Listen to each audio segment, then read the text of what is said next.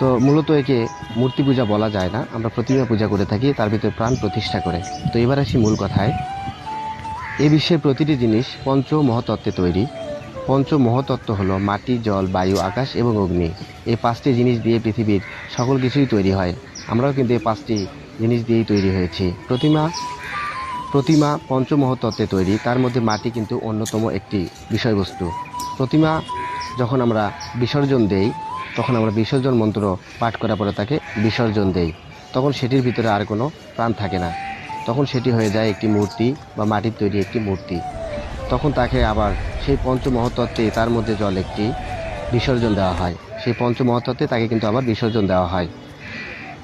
আপনি একটু অন্তর্দৃষ্টি দিয়ে দেখুন, এই মহাবিশ্বের আপনি আমি সকলের মধ্যেই জন্যেই এই একই নীতি প্রযোজ্য। এই পঞ্চমহত্ত্বের সৃষ্টি ও লয়কেই মূলত প্রতিমা বিসর্জন নির্দেশ করে। তো আমরা সকলে কিন্তু আজকে জানতে